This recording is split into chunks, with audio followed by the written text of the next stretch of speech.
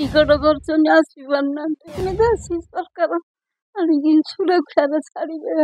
ଆଉ ସବୁଆଡେ ଏୟାରପୋର୍ଟ ମନ୍ତ୍ରୀଙ୍କ ଘର ଫର ସବୁ ଜାଳି ଦେଇଛନ୍ତି। ଆଜି ବି ଛାଡୁନାହାନ୍ତି। ତଳକୁ ବି ଗଲାବେଳକୁ କାଠୁ ହେଇଛି ବିଦା କରିଦଉଛନ୍ତି। ବାହାରକୁ ଯାଇପାରନ୍ତି, କାମ ବି ବନ୍ଦ। ଆଜି ଯାଇଥିଲେ ଗୋଡେଇଲେ, ଫାୟାରିଂ ହେଲା, ପଳେଇ ଆସିଲେ। ଅଶାନ୍ତ ନେପାଳ ରାସ୍ତାରେ ଜଳୁଛି ନିଆଁ ଏବଂ ଶିକାର ହେଉଛନ୍ତି ଶତାଧିକ ଲୋକେ। ଏମିତିକି ମନ୍ତ୍ରୀଙ୍କ ପରିବାରକୁ ବି ଛାଡ଼ି ନାହାନ୍ତି। ମନ୍ତ୍ରୀଙ୍କ ପରିବାରକୁ ଜଳନ୍ତା ନିଆଁରେ ଜାଳିଦେବା ସହିତ ରାସ୍ତାରେ ଜଳୁଛି ପ୍ରଖର ନିଆଁ।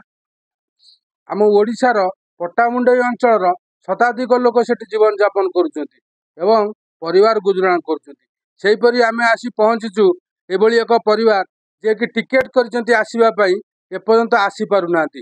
ବର୍ଡରରେ ସିଲ୍ ଲାଗିଛି। ଆମ ସହିତ ଜଣେ ବୁଢ଼ୀ ମା ଅଛନ୍ତି। କ'ଣ କହିବେ, ତାଙ୍କ ପୁଅ କେବେ ଆସିବାର ଥିଲା ଏବଂ ଫୋନ୍ ଲାଗୁଛି କି ନାହିଁ? ଆଜ୍ଞା, ଆପଣଙ୍କ ନାଁ କ'ଣ? କୁନ୍ତଳା ପଣ୍ଡା। ଆଜ୍ଞା, କ'ଣ କହିବେ, ପୁଅ କେବେ ଆସିବାର ଥିଲା? ହଁ, ଟିକଟ କରୁଛନ୍ତି ଆସିପାରୁନାହାନ୍ତି। ଆଉ କାହିଁକି ଆସିପାରୁନାହାନ୍ତି? ଏଇ ନେପାଳ ଗଣ୍ଡଗୋଳ ନାହିଁ। ଆଉ କ'ଣ କହିବେ ସରକାର? କେମିତି ଆସି ସରକାର ଆଣିକି ସୁରକ୍ଷାରେ ଛାଡ଼ିବେ। କେବେଠୁ ରହିଲେଣି? ରହିଲେଣି ବହୁତ। ଏବେ ନ୍ୟୁଜ ଦେଖୁଛନ୍ତି, ଡର ଲାଗୁଛି? ପୁଅ ଆପଣ ନ୍ୟୁଜ ଦେଖୁଛନ୍ତି ନେପାଳର ଯୋଉ କ'ଣ କହିବେ?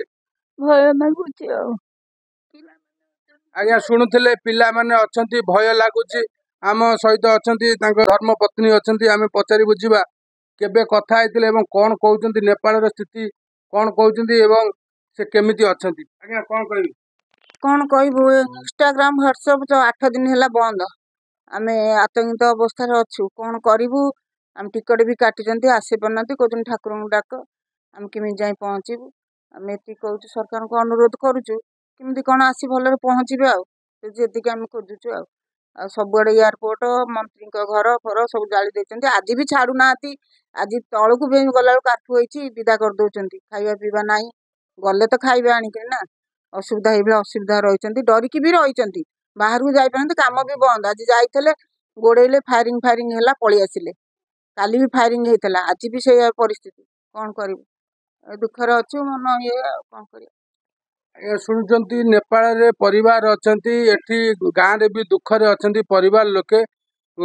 କର୍ଫ୍ୟୁ ଲାଗିଛି, ଖାଦ୍ୟ ପଦାର୍ଥ ଜିନିଷ ଆଣିବାକୁ ବି ଛାଡୁନାହାନ୍ତି, ଫଲ୍ସ ଫାୟାରିଂ କରୁଛନ୍ତି, କିନ୍ତୁ ଭୟ ଭିତରେ ଅଛନ୍ତି।